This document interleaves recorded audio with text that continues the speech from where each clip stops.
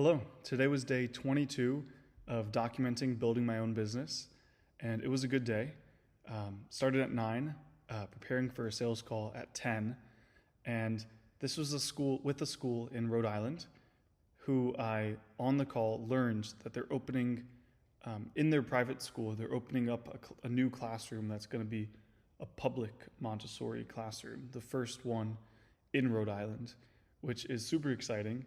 And even more exciting is the head of school who I was speaking with. She's really interested in the software. Like when I asked her what her needs were, she pretty much said like a software where teachers can still handwrite, which I feel like not many people would say because they don't even know that that's possible. But she had looked at the website and she was just really interested. And so it got to the point where she asked for price, and I kind of basically said, I want it to be, like she asked for like a guinea pig. She said first, sorry, are you planning to charge even if like for a guinea pig school? And I said yes, just because I'm trying to support myself with this, and I think she understood.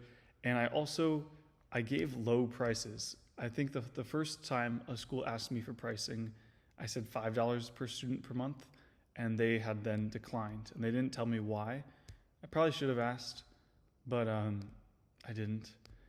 And so this one, I said $3 per student per month, and then I also said that because I'm like, I think it's a good thing to have public Montessori schools, and I want to support them.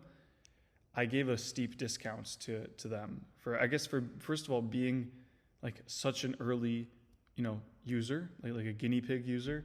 I mean, that's how I can defend this pricing, I guess, and charge higher to next schools because it's less risky for them.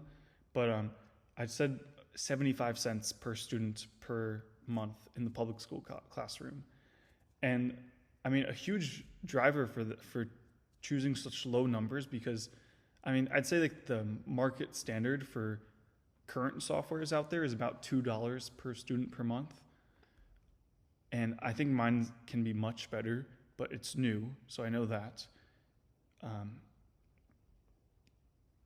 Yeah, and I think it's so cool to be in the first Rhode Island public Montessori school from the start. Like I feel like that fits so well in the story I'm trying to convey. Like I don't want to just be in every private Montessori school in the US. I mean, yes, that's great, but I want to push Montessori education into public schools, and I want my software to be the one they choose because it's the best, it's the easiest to use. So, yeah, that was a really good sales call. I'm just waiting on her now to run it by her finance head, and yeah, exciting stuff.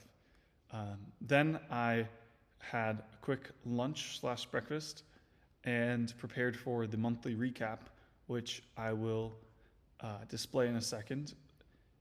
But after that, I identified 10 schools, again, now in Richmond, and called them, which took a little bit. I think 6 didn't answer, 2 said no, 1 said, let me take your information, we'll call you back, and another said, let me email you. So I emailed them to stay up to date on the semi-interested schools. And then after that, I switched to development and figured out the endpoints, which I still have to run by my friend who's helping me with that stuff. And I also refined the schema draft that I made for the database and just adapted it to fit the endpoints. I was trying to go by one and didn't finish. But yeah, that was the day. I'm gonna transition over to the walkthrough of the July summary presentation I gave today. All right, so this is the July summary. So getting into it, on the sticky note was my sales goal, and of the 18 work days in July since the 5th, when my co-op started, I called 188 schools, so that's over 10 a day, which fits my 50 cold calls a week goal. I conducted 5 sales calls, which is really exciting because I had only done, I think, 3 prior. So already more than doubled that. And I got one customer verbally confirmed, which is huge. Next, development, I had 3 goals. I wanted to figure out how to get the computer vision model working. I wanted to figure out how to get report generation in the software, and I wanted to build a basic landing page. So the first thing was connecting OpenAI's uh, like computer vision into the software, which worked. Um, that was in the first week, and then the next week I focused on the landing page, which I was really happy with. It took me maybe a week and a half, but I was really happy with the interactiveness and setting up a Calendly widget, which led to 2 of the sales calls were booked through that. Um, just having linked it in emails to schools, and then I began report generation in the last week and a half, but I didn't. I kind of hit a wall. I didn't know what to do there, so it basically turned into me redesigning the entire app with my friend, which I'm really happy with how that looks now. So I'll also attach a video of it later in this video. Um, but yeah, so report generation is coming. It's designed now, which is the first step in developing it. So I consider that a half win. Um, a research goals, this kind of fell off later through um, the month, but transition basically from reading, which basically I learned a lot about what Marina Montessori like actually felt, and it's really cool like how um, controversial she kind of is. I'd say, um, and it also strengthened my mission. It made me feel closer to it. Like this is really what I want to be doing. And later in the month, as I was talking with more schools, I asked for their reports, like templates, like blank copies of it, so that I could just use that when making report generation as as examples, like seeing like how do schools do this. So yeah, this last school was just completely random, so I didn't do it, which I think is okay. But the 3 learnings that ended up like settling on is like the balance between setting goals and reaching them, because um, at first I was setting like a lot of goals for myself in a week. Like I was just like super energized writing the goals, and then when it came to doing them, I just didn't have enough time. Like the work was bigger, and also I ended up diving deeper into some goals, and the ones that were less of a priority, I realized I didn't do. So throughout the month, my weekly goals, I was hitting more of them. And I think that was not just because I don't think my work was really changing. I think it was just setting more realistic goals. My second learning was um, better managing a sales funnel.